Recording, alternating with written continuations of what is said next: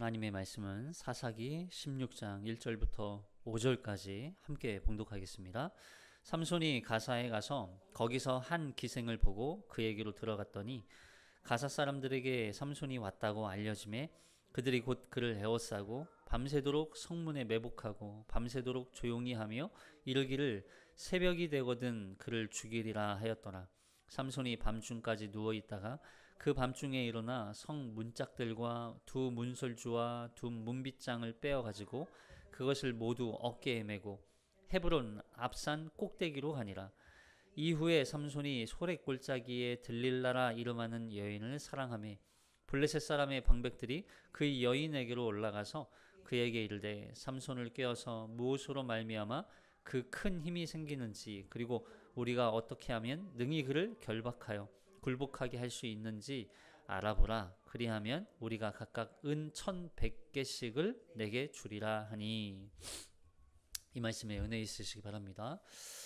우리는 이제 삼손의 16장 마지막 삼손의 마지막 사역과 그리고 이 죽음을 앞둔 이야기를 우리가 이제 살펴보고자 합니다. 지난 시간까지 삼손의 이야기를 들으면서 많은 부분 우리가 삼손에 대한 오해를 많이 했죠. 삼손이 정욕적이고 욕심적이고 과격하고 무력 힘으로 모든 걸 해결하려고 하고 자기 소견에 오른 대로 행하다가 갑자기 사사의 여호와의 영이 임해서 갑자기 또 사사로서의 역할을 감당하고 뭐 이런 부분들만 보니까 삼손에 대한 오해가 많았지만 그 가운데 삼손의 삶 속에 삼손의 이야기 속에 예수 그리스도의 모형으로서의 삼손의 이야기 이걸 살펴보다 보니까 삼손이 얼마나 이 이스라엘 구원자 사사로서의 역할을 감당하기 위해서 자신의 모든 걸 또 내어주는 넘겨지고 이런 모습들을 통하여서 예수 그리스도의 모습을 우리가 바라보게 되었습니다. 뿐만 아니라 지난 시간에 나귀 턱뼈로 1,000명 블레셋 사람 1,000명을 죽이고 그곳을 라맛 레히라 부르죠. 나귀의 턱뼈의 산. 그래서 그렇게 1,000명을 죽이면서 또 이제 갈증을 겪게 되는데 그 갈증을 하나님께서 해결해 주시는데 레이를 터뜨려서 삼손을 소생시켰다. 그 레이가 곧 물과 또 피를 상징하는 예수 그리스도의 보혈의 피였다. 그러니까 그렇게 연결해서 보면 삼손의 인생은 비극적인 인생이 아니라 하나님 앞에 철저하게 쓰임받고 철저하게 이스라엘의 구원을 위하여서 쓰임받은 사사였다라고 하는 것이 너무 극명하게 드러나게 되는 거였죠. 오늘도 마찬가지예요. 삼손 참 또 여인을 만나요. 자기가 보고 그 여인에게 또 들어가요. 그리고 들릴라도 마찬가지고 기생을 만나고 왜 나실인으로서 하지 말아야 할 또 규례들을 또 다 어기고 있는 이 삼손의 모습을 통해서 이 삼손이 이렇게 타락하고 범죄한 삼손을 하나님은 왜 쓰시냐? 이거에 대한 해답이 참 어렵단 말이죠. 그렇게 보면. 근데 오늘 말씀을 보면 삼손의 의도, 삼손의 목적은 단 한 가지였어요. 기생을 만났던 것도 가사에 가서 기생을 만났던 것도 한 가지의 목적이었고 들릴라를 만났던 것도 한 가지가 목적이었어요. 그만큼 삼손에게 있어서는 이스라엘의 사사로서의 이 이스라엘을 구원하기 위한 사사의 역할이 얼마나 중요한 그의 인생이었는지를 보여주게 되죠. 자, 그 이야기를 우리가 조금 살펴보고자 합니다. 자, 1절을 볼게요. 1절만 시작. 삼손이 가사에 가서 거기서 한 기생을 보고 그에게로 들어갔더니. 자, 삼손이 가사에 가는데 가사가 이제 그림을 넣었잖아요. 지도를 보시면 대충 어딘지 이제 아시죠? 이제 뭐 지도를 하도 많이 보여드려서 자, 가사가 지금의 가자지구예요. 블레셋의 가장 큰 5대 도시 중에 한 곳이 바로 이 가자고요. 그리고 그 위에 아스글론이 있어요. 그리고 그 위에 아스돗이 있죠. 그리고 그 옆에 에글론이 있고 그 아래 가드가 있어요. 이렇게 5 지역이 바로 블레셋의 5대 지역입니다. 5곳 지명이 굉장히 중요한 지역이기도 하고요.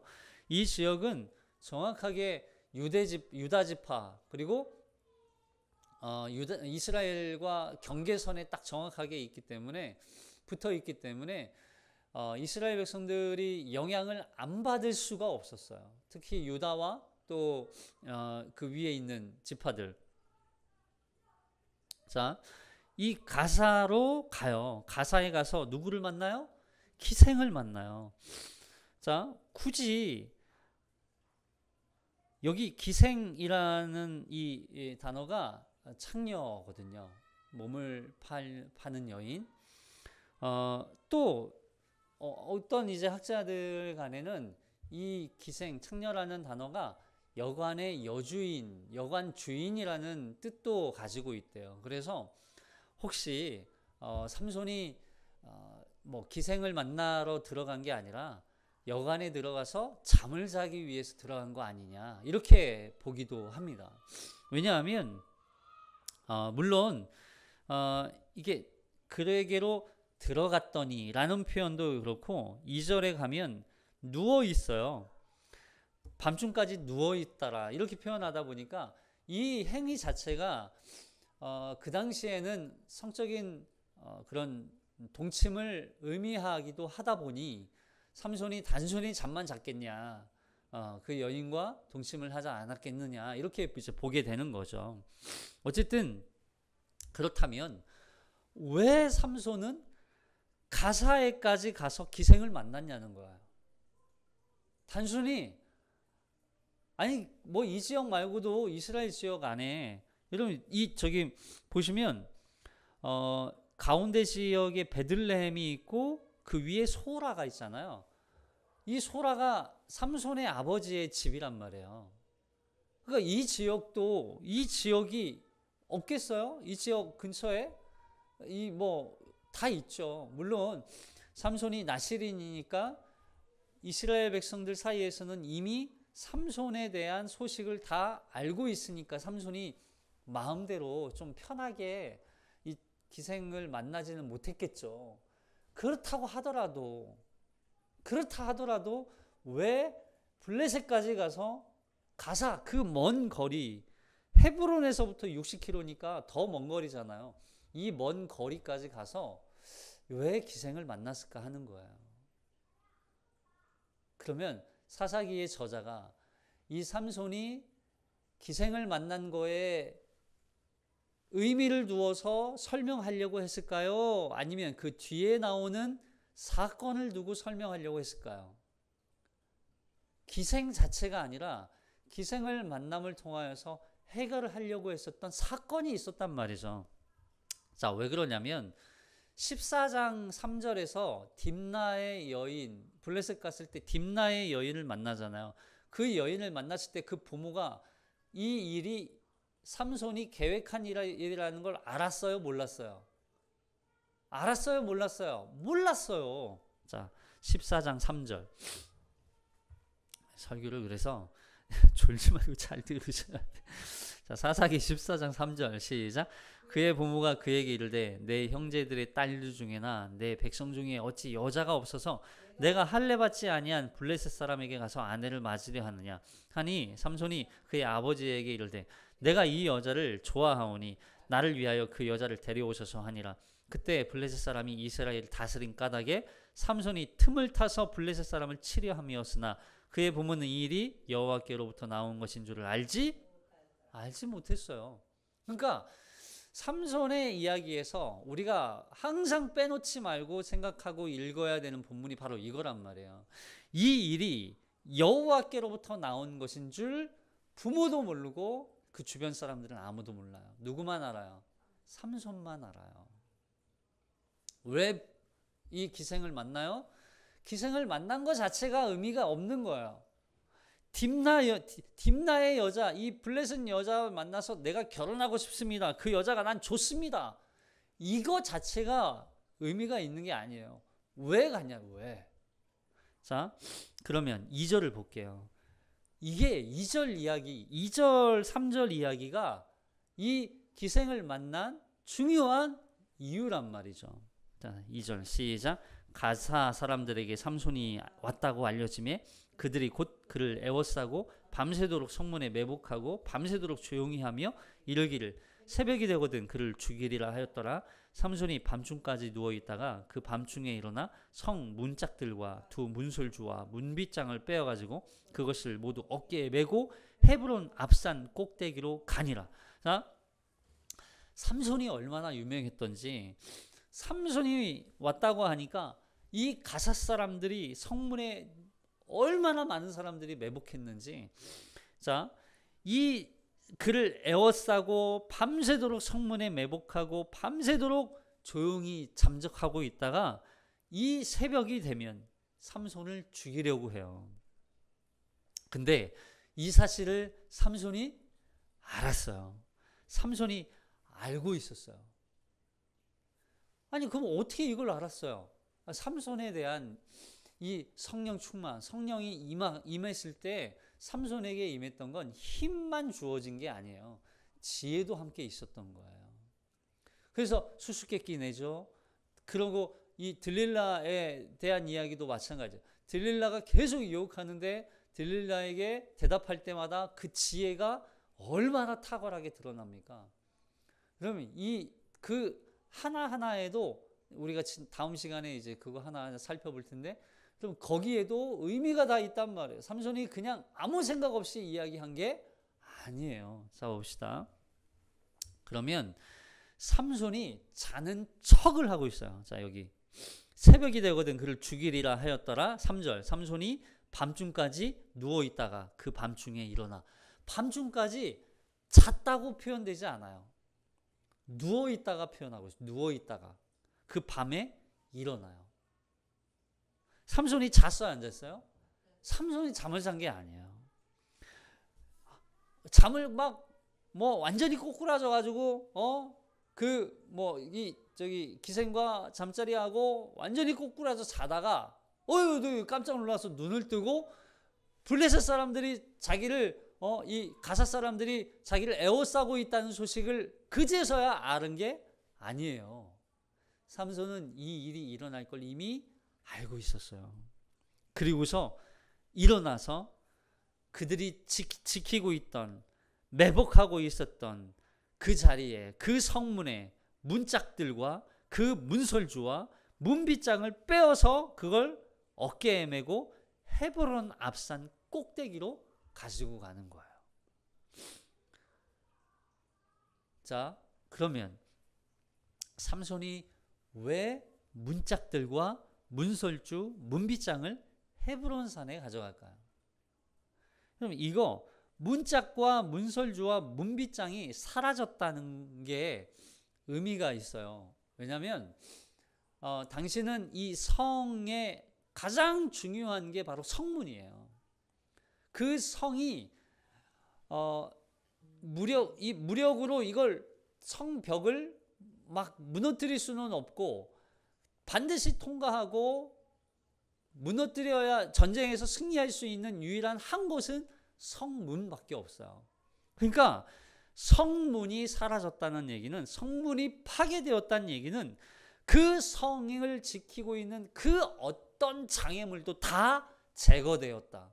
그래서 이 가사를 지키던 이 성의 강력한 힘은 이미 완전히 무력화되었다 하는 의미예요. 무력화되었다.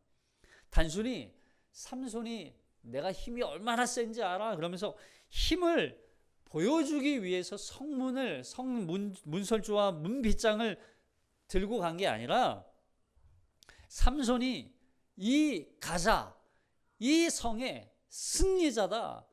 이 성을 삼손으로부터 막을 수 있는 자는 단 그 어떤 것도 존재하지 않는다. 완전히 무장해제시켜버렸다는 얘기예요. 삼손이. 그래서 이 가사의 성문이 완전히 무너졌다, 파괴되었다. 결국 블레셋의 멸망을 상징적으로 보여주는 거예요. 블레셋의 멸망.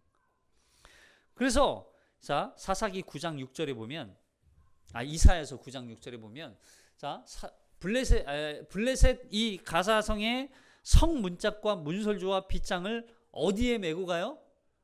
삼손이 어디에 메고 가요? 어깨에 메고 가요. 이걸 어깨에 메고 간다는 의미가 있어요. 자, 이사야서 9장 6절 시작. 이는 한 아기가 우리에게 낳고 한 아들을 우리에게 주신 바 되었는데 그의 어깨에는 정사를 메었고 그의 이름은 기묘자라 모사라 전능하신 하나님이라 영존하시는 아버지라 평강의 왕이라 할 것입니다. 그 어깨에는 뭘 메요? 정사를 메요. 정사를 맸다는 얘기는 이 모든 통치권, 모든 다스리는 권력, 이게 정사란 말이에요. 그러니까 이 삼손이 선문과 문설주와 문빗장을 메고 갔다는 얘기는 이 블레셋 땅, 이 가사의 성조차 누가 다스린다? 삼손이 다스린다. 삼손이 통치자다. 그래서 여러분, 삼손이 그리스도, 예수 그리스도의 모형이기 때문에 삼손을 통해서 예수가 이 땅에, 가나안 땅에 블레셋을 무너뜨리고 진정한 통치자이심을 선포하는 사건이란 말이에요. 그래서 아무리 삼손을 에워싸고 아무리 삼손을 포위하더라도 영원한 그 통치자, 삼손이 승리자, 통치자, 다스리는 진정한 왕이심을 보여주는 거예요. 더 나아가서 삼손이 예수이기 때문에 예수님이야말로 그 어떤 죄와 어둠과 사망이 다스리는 나라라 할지라도 이 나라는 예수 그리스도로 말미암아 멸망당하고 말 것이다. 이 나라는 예수 그리스도의 승리가 선포될 것이라는 것을 증거해 주고 있는 거예요. 예수님이 통치자, 모사라, 기묘자라, 예수님이 진정한 놀라우신 일을 행하실 유일하신 분이시다. 예수님이야말로 전능하신 하나님이시다. 예수님이야말로 영원하신 하나님이시다. 예수님이야말로 평강의 왕이시다. 이걸 선언하는 거예요. 블레셋 사람들에게 이걸 보여주고 있는 거예요. 여러분, 이 사건이 여기 밤중에라 그러잖아요. 밤중에. 밤새도록 이 단어가, 밤이라는 단어가 4번이나 등장해요. 4번이나.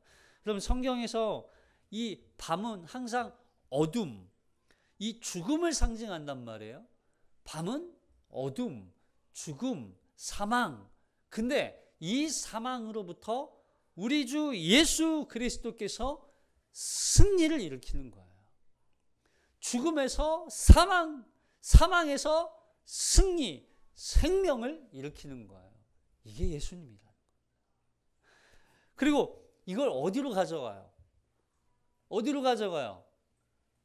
헤브론으로 가져가요. 헤브론으로. 자, 지도 보시면 헤브론이 어디 있어요?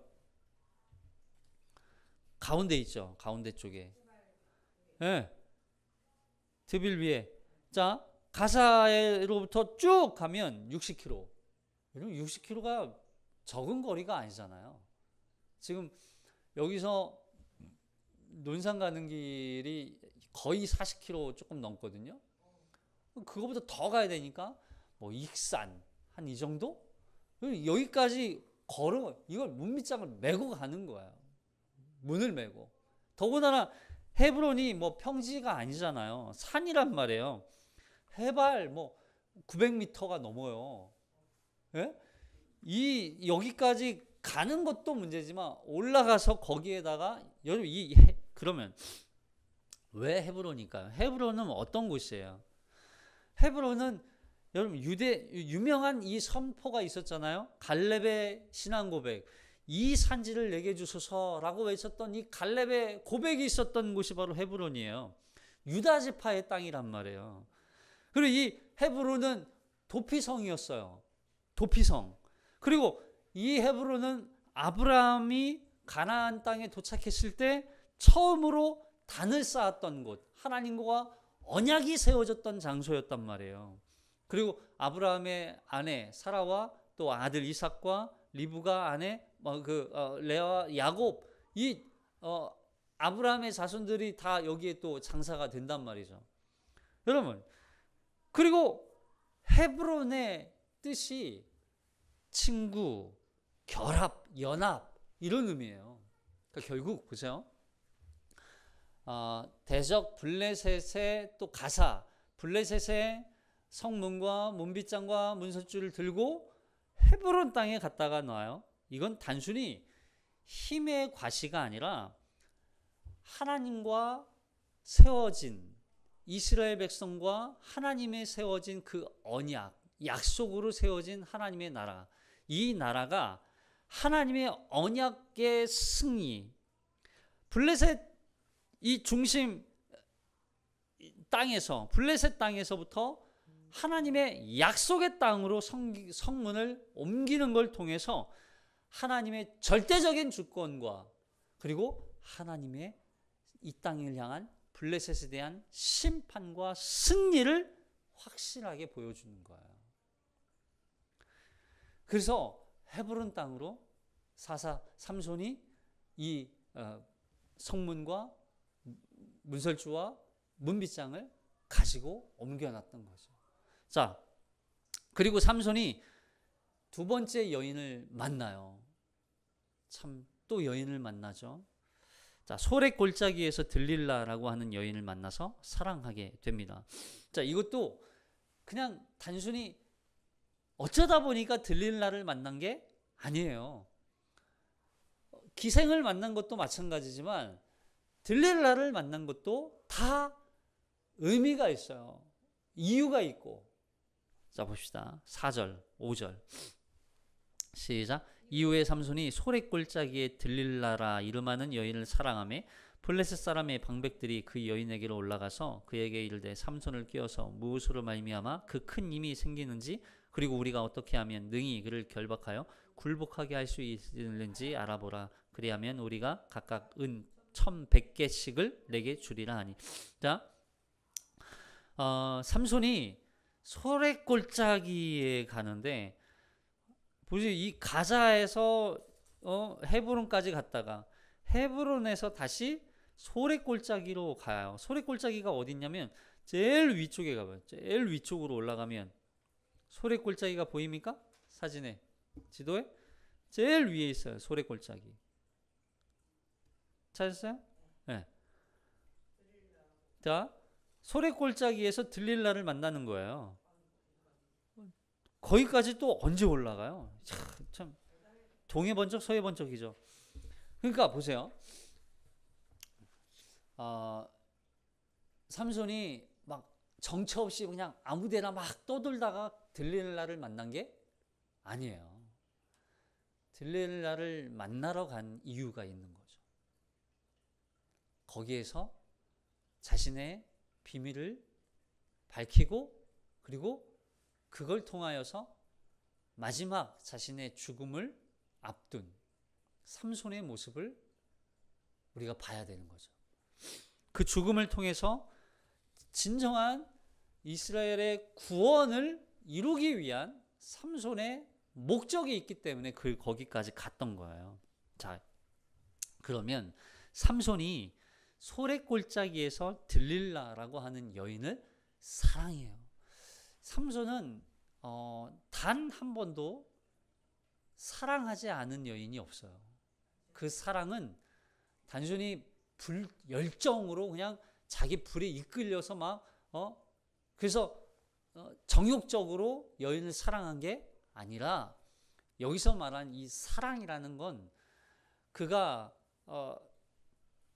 이 이스라엘의 구원을 위하여서 그 이스라엘에 대한 뿐만 아니라 블레셋 여인조차 사랑할 만큼 그 구원을 이루기 위해 하나님의 은혜를 베풀기 위한 사랑이었던 거예요. 사실은 이게 단순히 정욕적인 욕정에 불타올라서 그 여인을 사랑했다는 의미로만 쓰일 수가 없는 거예요. 자, 여인을 사랑해요.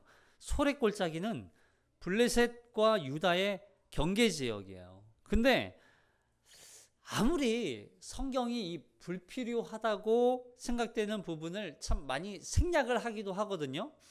근데 들릴라가 어떻게 생겼는지, 삼손이 어떤 면을 보고 사랑했는지 뭐 이런 이야기가 하나도 없어요.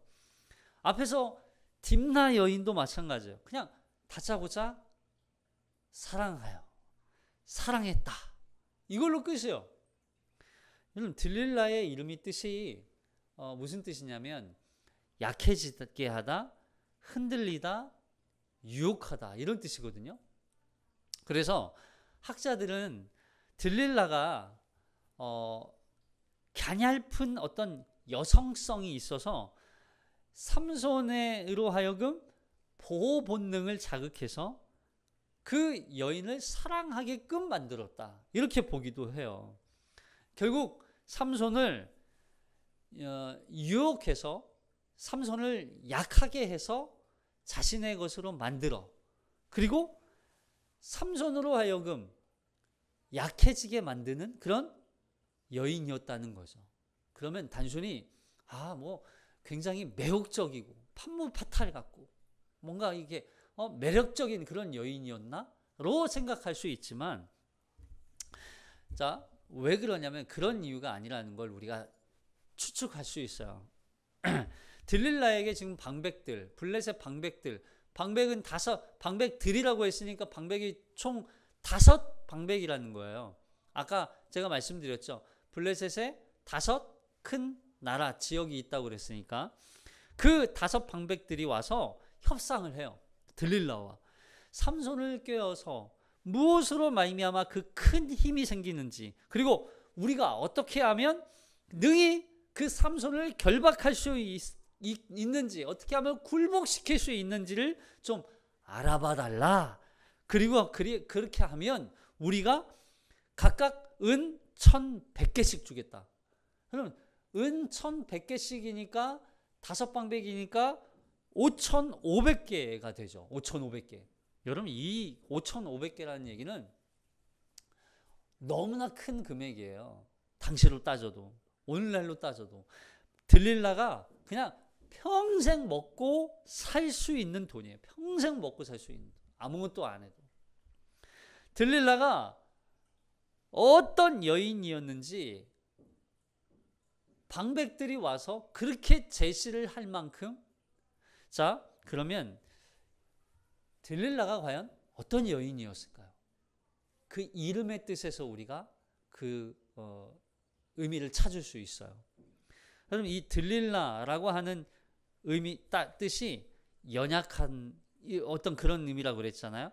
약해지게 하다, 연약하게 하다, 유혹하다, 이런 뜻이라고 그랬어요. 그렇죠? 들릴라는 블레셋 여인이었을까요? 이스라엘 여인 사람이었을까요? 네? 들릴라는 이스라엘 사람이었을까요? 블레셋 사람이었을까요? 지금 어디 경계라고 그랬어요? 이스라엘과 블레셋 경계선에 있었던 사람이었어요. 그러다 보니까 들릴라라고 하는 이름이 단순히 블레셋 지역에서 주로 사용하던 이름이냐, 이스라엘 사람들이 쓰던 이름이냐, 이게 중요한 거예요. 이해되세요? 자, 왜 그러냐면 블레셋 사람들이 쓰던 이름 중에는 들릴라라고 하는 이름이 그렇게 흔하지 않았다는 거예요. 그러면 결국 아무래도 블레셋 사람과 결혼한 이스라엘 사람이지 않았겠는가, 이렇게 추론이 되는 거죠. 이름의 뜻으로 따졌을 때. 왜냐하면 이거는요, 그 지역 사람들만 주로 쓰는 이름들이 있었어요. 왜냐하면 이 지역에서 사는 부족이 이스라엘, 유다 족속이냐, 뭐 레위 족속이냐,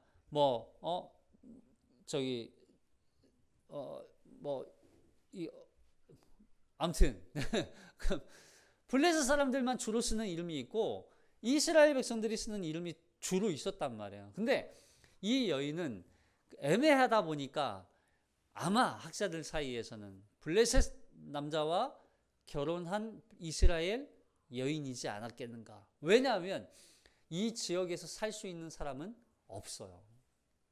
많지 않아요.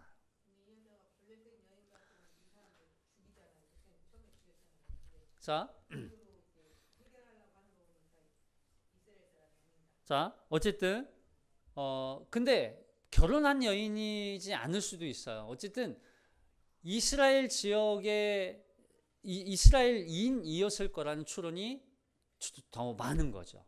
이스라엘 사람이었다. 그러나 어떤 이유에서든지 블레셋 경계에서 살았던 여인. 그렇다면 이 여인은 이렇게 추론할 수 있어요. 뭐 이스라엘에서 살 수 없는 어떤 연약함이 있든지 아니면 자신의 이익을 위해서 어쩔 수 없이 하나님의 신앙을 버리고 블레셋으로 넘어온 사람일 가능성이 있었던 거죠. 이해되시죠? 그래서 결국 삼손 이야기에서 등장했던 이 기생은 뭐한 사람이라고 그랬어요? 몸을 파는 창녀라고 그랬죠. 자신의 이익을 얻기 위해서, 물론 그 시대가 갖고 있었던 창녀, 기생에 대한 인식들, 그 소외된 존재, 이런 의미도 있지만 그럼에도 불구하고 자신의 이익을 얻기 위해 자신의 몸을 팔아 그 이득을 챙기는 사람을 성경에서는 창녀, 창기라고 불렀단 말이에요. 그럼 이게 호세아서에서는 이걸 이스라엘에 대한 이스라엘 백성들을 지칭하는 표현으로 쓰이거든요. 제가 성경을 기록하지 않았으니까 찾아봅시다. 호세아서.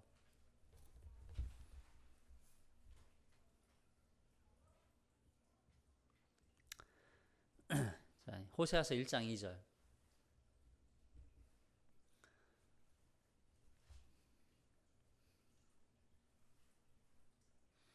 시작. 여호와께서 처음 호세아에게 말씀하실 때 여호와께서 호세아에게 이르시되 너는 가서 음란한 여자를 맞이하여 음란한 자식들을 낳으라. 이 나라가 여호와를 떠나 크게 음란함이니라 하신. 보세요.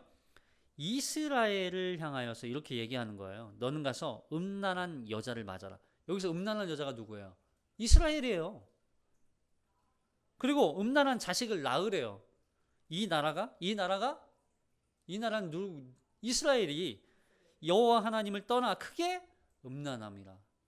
이스라엘이. 그러니까 결국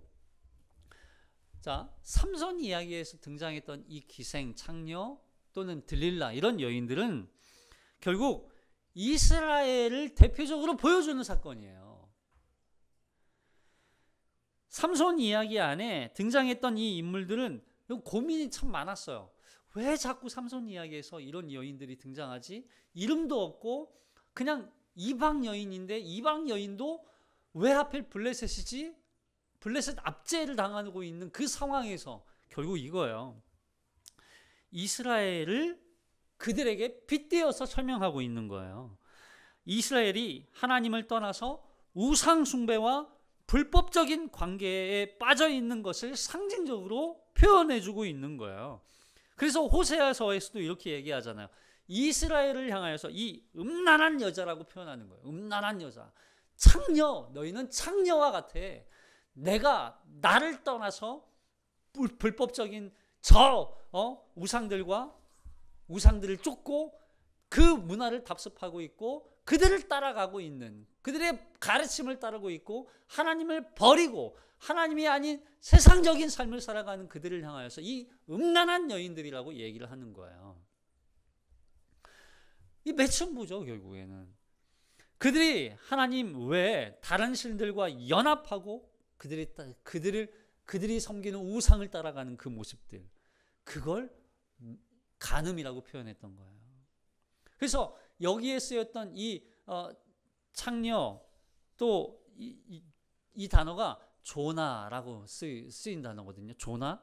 이 단어가 단순히 육체적 타락을 넘어서 이스라엘의 이 영적인 간음을 의미하는 의미가 담겨 있는 거예요. 그리고 들릴라라고 그럼 이 들릴라라고 하는 이름도 마찬가지예요. 결국 삼손의 이 힘을 연약하게, 약해지게 만드는 존재죠. 근데 보세요. 들릴라도 어찌 보면 하나님, 이스라엘의 하나님 한 분만을 진정한 주인으로, 앞에서 말씀드렸던 통치자로, 그분의 가르침과 말씀에 순종하며 살아가야 할 진정한 하나님의 백성임에도 불구하고 그 가르침을 버리고 여호와 하나님을 떠나 자신의 이익을 위해, 자신의 만족을 위해 블레셋을 선택해서 우상 숭배하고 그 블레셋의 가르침대로 살아가며 그들의 문화에 빠져 살아가는 존재를 들릴라로 설명하고 있는 거예요. 그래서 뿐만 아니라 여러분, 이 들릴라가 삼손뿐만 아니라, 삼손만 이렇게 했겠습니까? 그래서 성도, 여기서 보시면 그 이름이 힘을 떨어뜨리다, 이 의미는 이스라엘이 하나님을 떠나서 이방인의 가치를 따르고 세속적인 삶을 살도록 유혹하는 존재, 이게 바로 들릴라라고 하는 거예요. 이해되세요?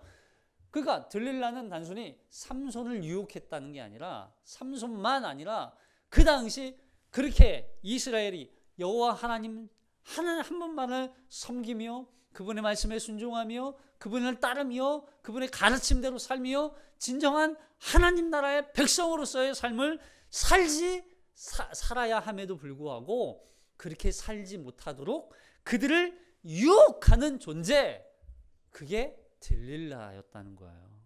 그래서 들릴라는 하나님의 백성이 하나님의 능력을 상실하게 될 때 겪는 영적 쇠퇴, 타락, 이걸 상징적으로 보여주는 인물인 거죠. 그래서 그들 들릴라는 계속 뭐합니까? 삼손을 계속 유혹해요. 유혹하고 또 유혹하고 또 유혹하고, 삼손의 비밀을 알기 위해서 수단 방법을 가리지 않아요. 마지막에는 하루 종일 날마다 울어 제끼고 날마다 삼손을 괴롭게 해요. 그가 얼마나 괴로웠는지 막, 자, 여기 보시면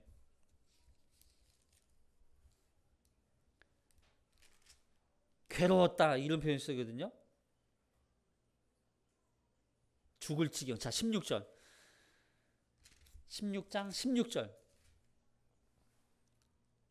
시작. 날마다 그 말로 그를 재촉하여 졸음에 삼손이의 마음이 번뇌하여 죽을 지경이라. 삼손이 괴로워서 죽을 지경일지언정 이 여인은 자신의 요구를 얻어내고자 하는 거예요. 자신의 요구를 얻어내고자, 자신의 이득을 얻기 위해서 수단 방법을 가리지 않고 끝까지 삼손을 유혹해요. 여러분, 이 유혹하고 미혹하는 존재 누구예요?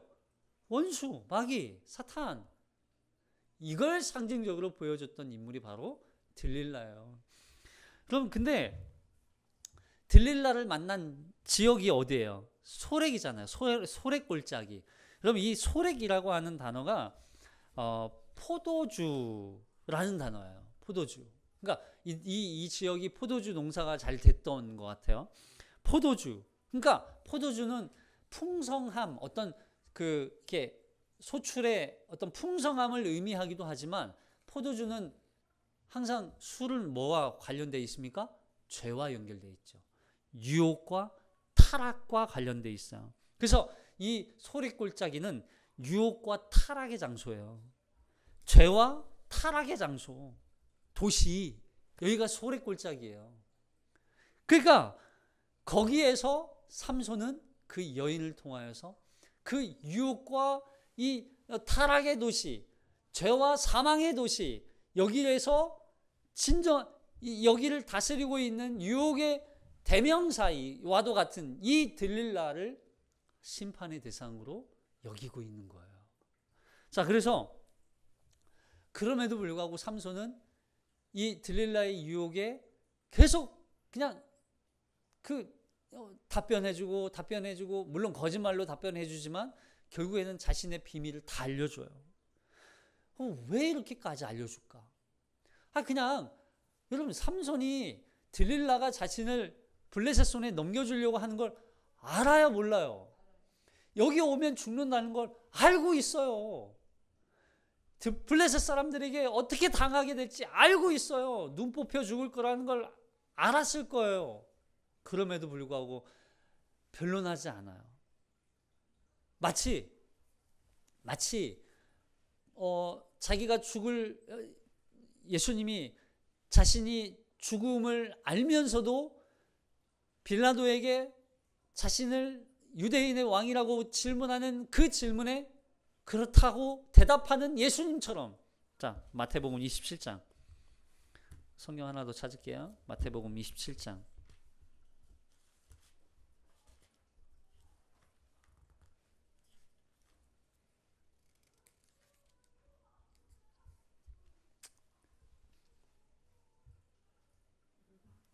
마태복음 27장 11절. 마태복음 27장 11절.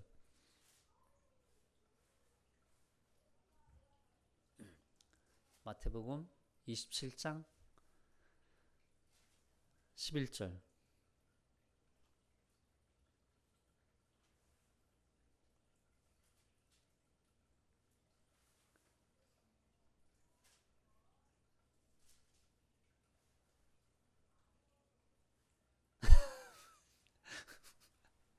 마태복음 27장 11절 시작. 예수께서 총독 앞에 섰음에 총독이 물어 이르되 내가 유대인의 왕이냐? 예수께서 대답하시되 내 말이 옳도다 하시고. 십자가에 죽으실 걸 알면서도 내가 유대인의 왕이냐 질문하는 그 빌라도의 질문에 내 말이 옳도다 하는 거하고 똑같은 거죠. 결국 삼손은 이 기생과 딜릴라를 통하여서 이 땅에 사망과 죄와 타락으로 가득한 세상 속에서 그들을 구원하기 위해 기꺼이 자기 생명을 내어주고 그 십자가와 죽음이 현장에 가는 사실을 아심에도 불구하고 그분은 그걸 부인하지 않아. 그걸 부인하지 않아. 변론하지 않아. 그걸 따지지도 않아. 내 말이 옳도다. 삼손도 마찬가지야. 들릴라가 계속 질문하지만 그 유혹에 결국에는 자신의 비밀을 털어놓아요. 이 비밀도 또한 그게 머리를 깎았다고 그 자체가 아니에요. 그러나 거기에 이스라엘을 구원하기 위한 자신의 생명을 내어줘야만 그 죽음으로부터 생명을 얻을 수 있기 때문에 그래요. 죽지 않으면 구원할 수가 없는 거예요. 이걸 알기 때문에 거기에 그 현장으로 가는 거예요.